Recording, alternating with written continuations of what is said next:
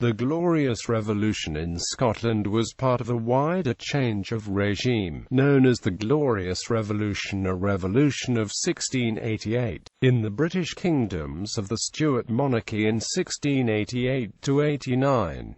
It began in England and saw the removal of the Catholic James VII of Scotland and II of England from the thrones of England, Scotland and Ireland, and his replacement with his Protestant daughter Mary and her husband William of Orange. After the restoration of the monarchy in 1660 in the person of Charles II, Scotland was ruled from London through a series of commissioners. The reintroduction of episcopacy led to divisions in the church as some Presbyterians began to attend separate conventicles. The Catholicism of Charles James, Duke of Albany and of York, alienated some support, but he built up a following among some of the Highland clans. After his accession in 1685, attempts at invasion by his opponents failed, but the birth of an heir, Prince James, prompted English politicians to call for support from William of Orange,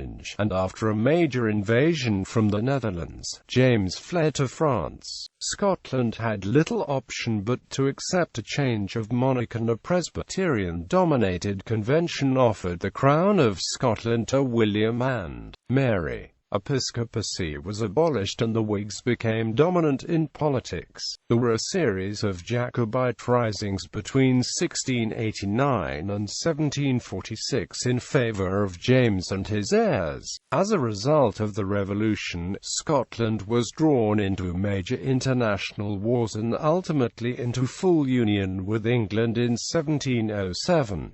Background: in 1638 the Scots had rebelled against the religious policies of Charles I, established a national covenant and abolished episcopacy. During the 1650s Scotland had been militarily defeated, occupied and for a short time annexed to the English Commonwealth, under the leadership of Oliver Cromwell. The restoration of the monarchy in England in 1660 meant a parallel restoration in Scotland as a fait accompli, with the Scots in a very weak bargaining position. In the event, Scotland regained its system of law, parliament and kirk, but also the Committee of the Articles bishops. They also had a king in Charles II who did not visit the country and ruled largely without reference to Parliament through a series of commissioners. These began with John Middleton and ended with the king's brother and heir, James, Duke of York,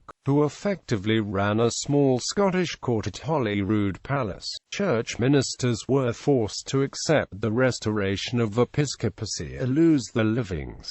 Up to a third, at least 270, of the ministry refused. Many ministers chose voluntarily to abandon their own parishes rather than wait to be forced out by the government. Most of the vacancies occurred in the southwest of Scotland, an area particularly strong in its Covenanting sympathies. Abandoning the official church, many of the people here began to attend illegal field assemblies led by excluded ministers, known as conventicles. They became known after one of their leaders as the Cameronians. Official attempts to suppress these led to a rising in 1679, defeated by James, Duke of Monmouth, the king's illegitimate son, at the Battle of Bothwell Bridge. In the early 1680s a more intense phase of persecution began, in what was later to be known in Protestant historiography as the Killing Time, with dissenters summarily executed by the dragoons of James Graham, Laird of Claverhouse, or sentenced to transportation or death by Sir George Mackenzie, the Lord Advocate. In England, the exclusion crisis of 1678–81 divided political society into Whigs, who attempted, unsuccessfully, to exclude the openly Catholic Duke of Albany from the succession, and the Tories, who opposed them. Similar divisions began to emerge in Scottish political life, but there was little organised opposition to the succession, and James' rights as heir received explicit recognition when the Scottish Parliament passed a Succession Act in 1681.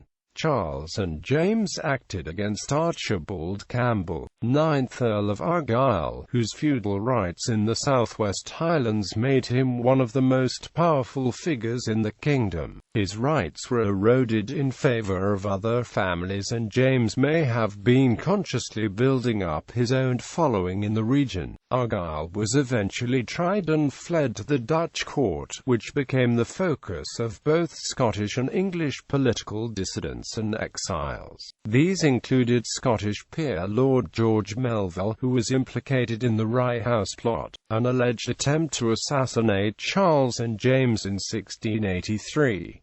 Deposition of James VII. Charles died in 1685 and his brother succeeded him as James VII of Scotland. James put Catholics in key positions in the government, and even attendance at a conventicle was made punishable by death. He disregarded Parliament, purged the council, and forced through religious toleration for Roman Catholics, alienating his Protestant subjects. The failure of an invasion, led by the Earl of Argyll and timed coordinate with the Duke of Monmouth's rebellion in England, demonstrated the strength of the regime.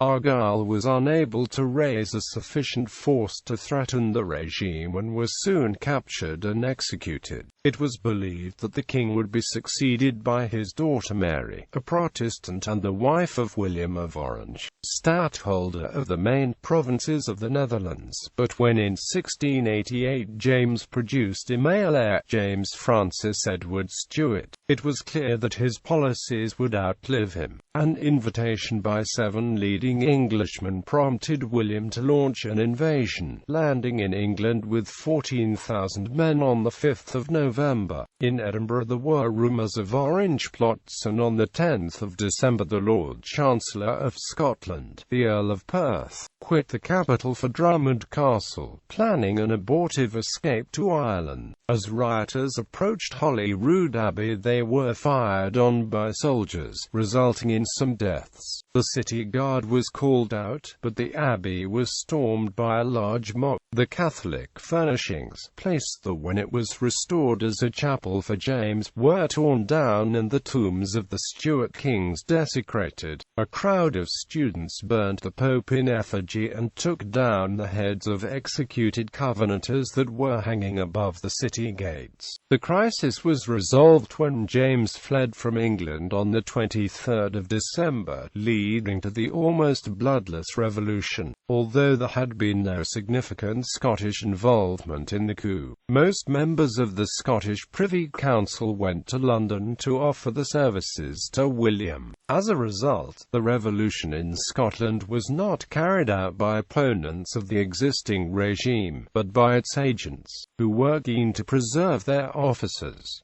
I.B. Cowan described these as reluctant revolutionaries. In contrast, Tim Harris argues that there was a lack of popular support for James' regime and that William's political support grew as the crisis unfolded in a similar way to England. On the 7th of January 1689, members of the Scottish Privy Council asked William to take over the responsibilities of government in Scotland. Convention of Estates. William called a Scottish convention, which convened on the 14th of March in Edinburgh. Initially, William's supporters did not have a clear advantage, and the Marquess of Hamilton, chosen by William to represent him, only gained the presidency over the Marquess of Atholl, who was associated with James by a narrow margin. The faction that supported James, including many Episcopalians and led by figures including John Paterson, the Archbishop of Glasgow, were divided by James' previous attempts to achieve tolerance for Roman Catholics. A letter from James, received on the 16th of March, contained a threat to punish all who rebelled against him and declared the assembly illegal. This resulted in his followers abandoning the convention, leaving the Williamites largely unopposed. William's supporters had control of the borough, but Edinburgh Castle, with its formidable arsenal, was held by the Catholic Earl of Gordon. With Dundee raising troops in the Highlands, the convention met in a highly charged political atmosphere, behind closed doors and guarded by some 1,000 Cameronians. On the 4th of April, with only 5 dissenting votes, the convention formulated 2 documents, the Claim of Right and the Articles of Grievances. These suggested that James had forfeited the crown by his actions and offered it to William and Mary. On the 11th of May they accepted the crown of Scotland as co-regents, as William II and Mary II. The principles of the 2 documents were that no Roman Catholic could hold the crown or any other office, that the royal prerogative could not override the law, that Parliament should meet frequently and that it should be able to debate freely, and that there could only be taxation with the consent of Parliament. They also condemned episcopacy as an insupportable grievance and trouble to this nation. A proposal for union between the kingdoms was discussed, but dropped because of opposition from the English Parliament. As in England, the convention was then converted into a regular parliament on the 5th of June 1689. In the view of the convention, William had accepted the crown on the basis of the Articles and the claim, but he did not agree to this, arguing that he was only constrained by his oath to uphold true religion, and to maintain a balance between laws and constitutions received in this realm, and the just privileges of the crown in Scotland, none of which were clearly defined. Neither did William accept the Scottish Parliament's interpretation of its constitutional position as the primary political institution in the kingdom, leading to a series of disputes between the Parliament in Edinburgh and the government in London. Parliament. Leading figures in the Parliament included political rivals Melville, who had returned from exile, and a former servant of James VII's regime,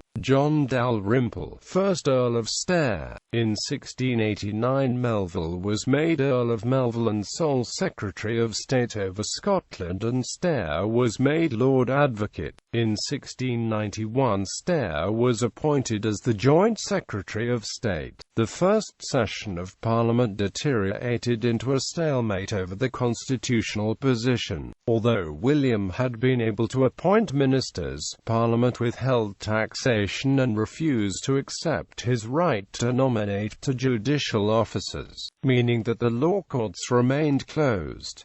The Parliament passed a series of acts, but William refused to give royal assent. The 2 major issues of contention were episcopacy and the Committee of Articles. The result was the emergence of an organized opposition, known as the Club. With most of its support among the shire members, it had a theoretical 75 of the 125 parliamentary votes. The court conceded over the issue episcopacy in July 1689, but continued to resist over the Committee of the Articles. Soon after the news of the defeat of Williamite forces at Battle of Killiecrankie, Parliament was prorogued on the 2nd of August, against the background of James VII's invasion of Ireland, the possibility of an Irish invasion of Scotland, and continued pockets of resistance in the Highlands. Parliament met again in April 1690.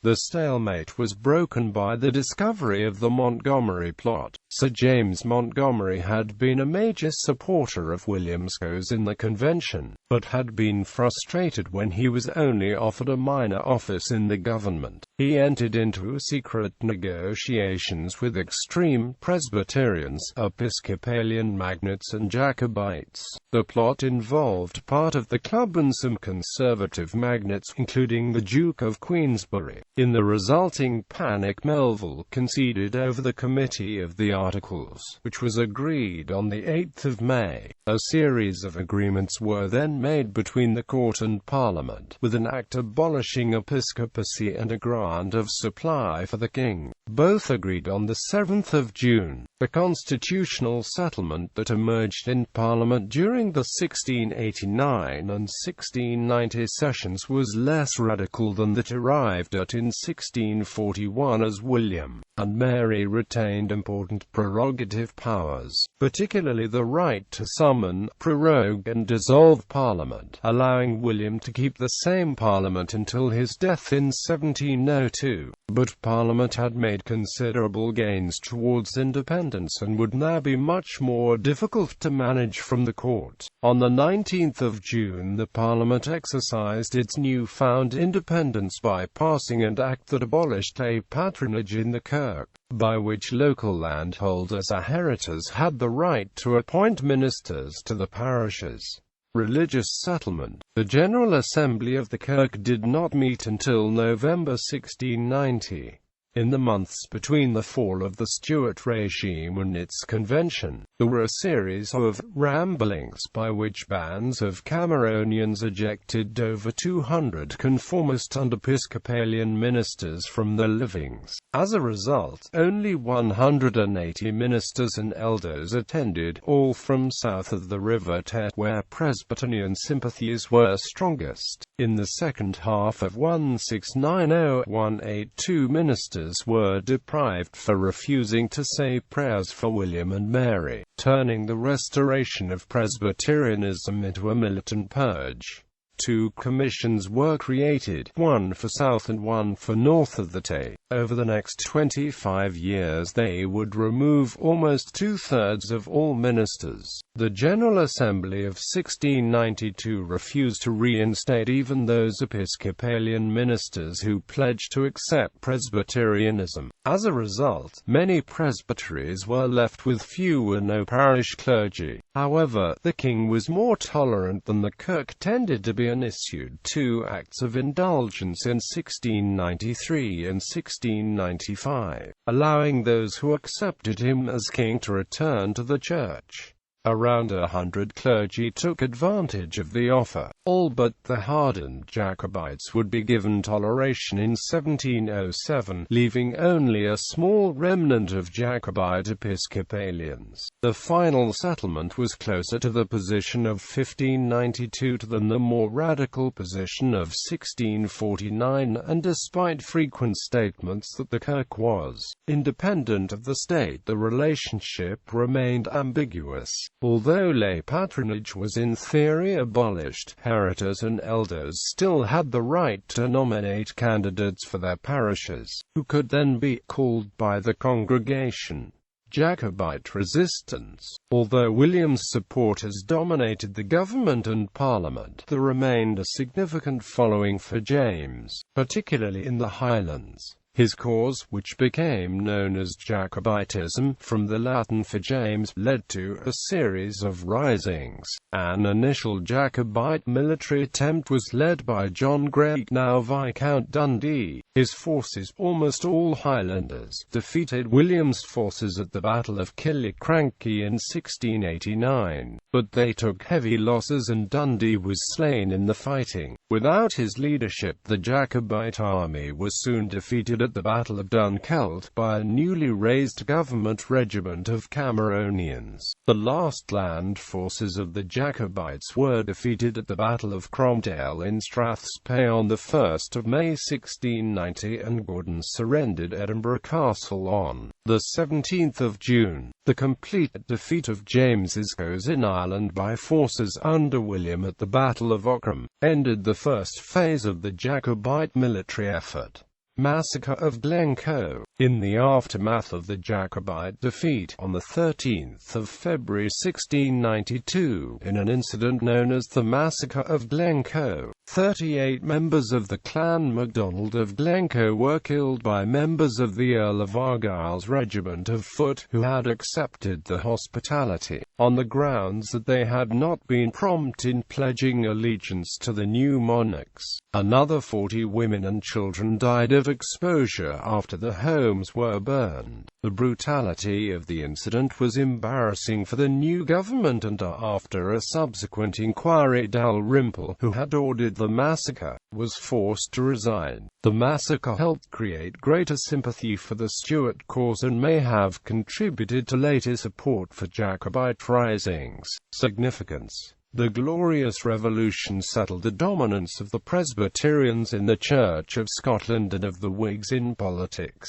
The Whig dominance continued well into the mid-18th century. In both countries, the Revolution marked the triumph of parliamentary say in determining the legal monarch and succession. Furthermore, the Revolution decisively determined the future structure of the Kirk. In the short term, the removal of so many Episcopalian ministers probably made the impact of the famines of the 7 ill years more severe, as they were not able to operate the system of parish poor relief. The Revolution also provided a political and dynastic dimension to cultural and religious divisions, particularly between the largely Episcopalian Highlands and the more Presbyterian Lowlands. This helped to make the Scottish Highlands the main focus of Jacobite resistance to the Williamite regime, resulting in a series of military adventures, of which the most threatening were those of 1715 and 1745.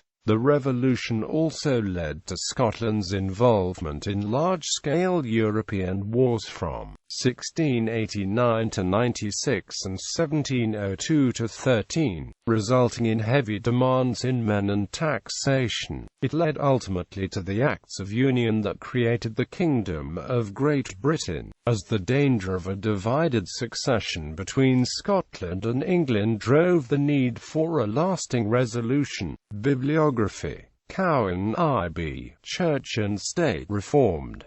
The Glorious Revolution of 1688–9 in Scotland, in J.I. Israel, ed. The Anglo-Dutch Moment, Essays on the Glorious Revolution and its World Impact, ISBN 0521544068.